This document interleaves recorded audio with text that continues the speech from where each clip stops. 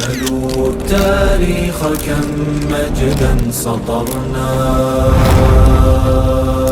على صفحاته وبه تغنى. حق آزادی بیان و تبلیغ که در مسئله حق آزادی رای تشریح شد، آزادی بیان در محدوده دموکراسی هر کس که به ضد نظام هر چیز میگه او بیانش آزاد است، لیکن در جراید و روزنامه هیچ کس به خاطر بیداری امت باید چیز را نشر نکند. حتی مفتی حکیمی زمان تازه اوایل تأسیس دولت در رابطه با جنایات امریکا یک چیز مصاحبه ای داشت. او به خاطر که چرا تو در رابطه با جنایات امریکایی ها مصاحبه کردی، او بالاخره از مورد تاخت و تاز قرار گرفت. یا بالاخره کسایی که در ممالک دیگه جنایات امریکایی را واضح و مبرهن میساخت، اونها را به تروریست لقب میدادن. چرا از این جنایت پرده میکشند؟ پس آزادی بیان فقط به خاطر منافع دموکراسی بود، نه به خاطر منافع دینی. حق مسکن در دموکراسی چیز دیگه ای که از حق مسکن هست. مسکن جای سکونت را میگه، یعنی یک نفر میتونه که در هر جای سکونت بکنه بدون قید و شرط. قید و بندی در اینجا خیلی شرط هم نیست. میتونه که یک نفر در مملکت کفری زندگی بکند، میتواند که به خاطر قبولیت از اون مملکت از دین خود بگردد، چون آزاد است آدم و مسکنت در هر جای برشان اجازه است در دین دموکراسی و دید دموکراسی. حقیقه ملکیت و حق ملکیت را هر کس به هر شکلی که مالک یک چیز میشه وضع است، ولو که دزدی باشد، چپاول باشد و غارت باشد. شما دیدین که از طریق زورمندایی که زیر ماسک و پرده دموکراسی حکومت رسیدن چقدر زمین ها غصب شده بود، چقدر جاها غصب شده بود، اونها را شما دیدین. حق کار در دموکراسی برای اشخاص حق کار داده شده. شما خواه گفتین که حق کار خوب است که داده شده، لیکن کدام حق کار؟ کاری که منافی با فطرت انسان و منافی با اسلام هست، او در دموکراسی جایگاهی داشت. میتونست که یک نفر اگر حلال باشد و یا حرام کار بکند، میتونست که از طریق تجارت شراب یک نفر کار بکنه، پس میگفت که حق کار را دارد، تجارت میکنه. شاید از طریق وارد کردن گوشت خنزیر به ممالک اسلامی کار میکرد، میگفت حق کار را دارد، مشکل ندارد، تجارت میکنه، به خاطر بهبود اقتصادی وطن کار میکنه. شاید یک نفر از راه سود و ربا به مالکیت های شخصی و به تجربه های و تجارت خود رونق میداد. در دموکراسی برش کدام مشکلی وجود نداشت. شما دیده بودین که عملا به خاطر ربا و سود وسترن یونین در بانک ها بالاخره اعلان میشد که شما پولهات را در بانک بمانید، بعد از وقت اینقدر جایزه بخت بازکن و فلان این چیزها تشریح میشد. حق تعلیم و تربیت برای هر شخص حق تعلیم و تربیت را میدادن. ظاهرش خوب واژه است، حق تعلیم و تربیت، لیکن ما گفته میتونیم که گرگ در پوستین میش هست، در زیر کاسه نیم کاسه وجود داره. حق تعلیم و تربیت در اینجا خلاص نمیشه. کدام حق تعلیم و تربیت؟ حق تعلیم و تربیت که قرآن برای ما تعیین کرده و یا حق تعلیم و تربیت که وضعی قانون از بشر تعیین کرده؟ در اینجا حق تعلیم و تربیت بر انسان ها داده میشد. هر علم را که یاد میگرفت جایز بود. مثلا علم شعبده بازی، علم جادوگری، علم رمل، هر چیز را که مردم یاد میگرفت کدام موانع وجود ندارد. در دموکراسی برشان کدام موانع وجود ندارد. اخیرش حق مساوات مردان و زنان که تا امروز متاسفانه غربی ها به خاطر تشکیک و شبهات علیه نظام اسلامی این شایعه پراگانی میکنن که در افغانستان حقوق زنها پامال شود.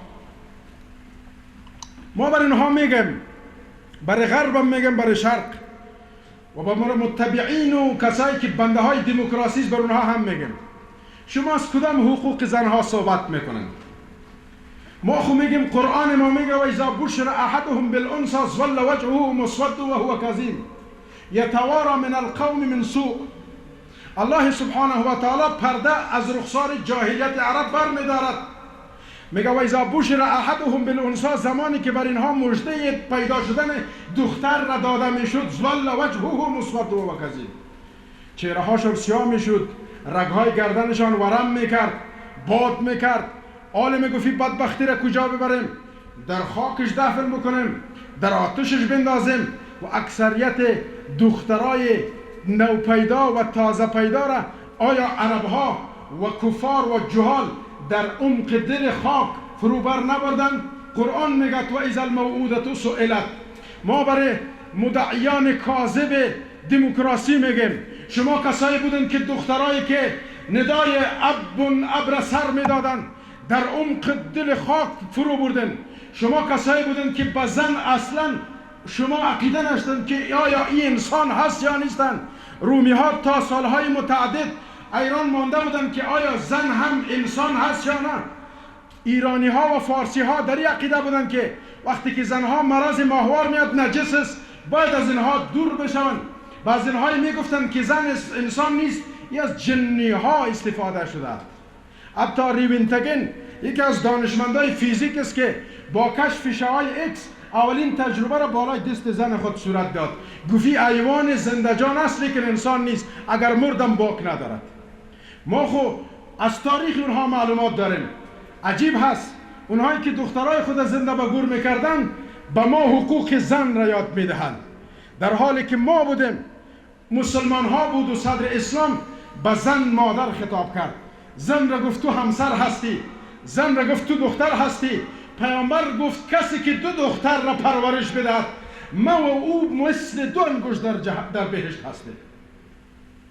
رسول گرانقدر اسلام به زن چنان ارزش قائل میشد تا جایی که بهترین زنها را در تاریخ معرفی میکند. خدیجه الکبری، مریم بنت عمران، بیبی هاجره، بیبی ساره و همچنان فاطمه الزهرا رضی الله تعالی عنها و زنهای مطهرات دیگر. ما در زنها قهرمانایی داشتیم که خیلی مردان نمیتواند که به پایش برسد.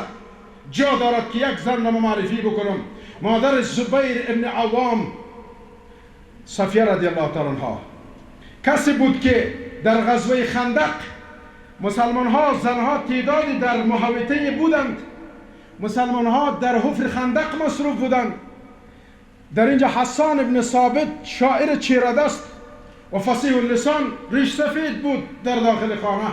یک یهودی با قصد غیر آمده بود تا ثابت بکنه که قتیجه مردا هست یا نه تا که داخل حمله بکنن. صفیه رضی الله تعالی عنها با حسان گفت حسان چهار طرف قریه یک یهودی بگذرد. حسان گفت من خو نمیتونم. پس گفت شمشیر را برای من بده.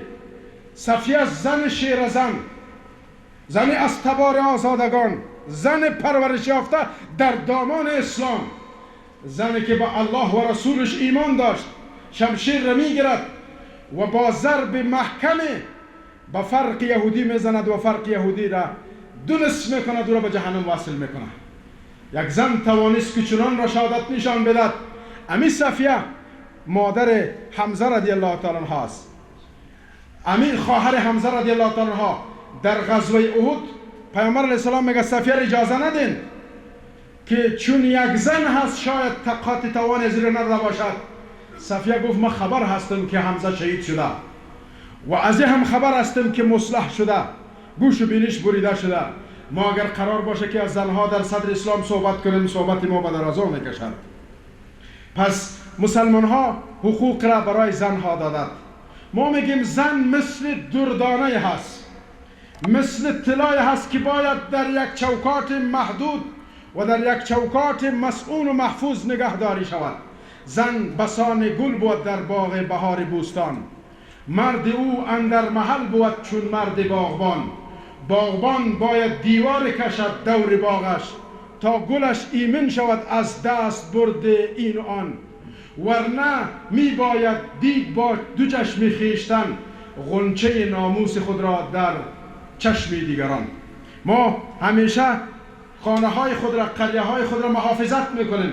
به خاطر از این محافظت میکنیم که ناموس ما از چشم بد مردم در امان باشد.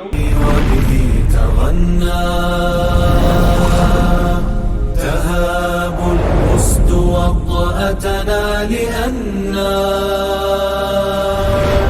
لغير الله كلا ما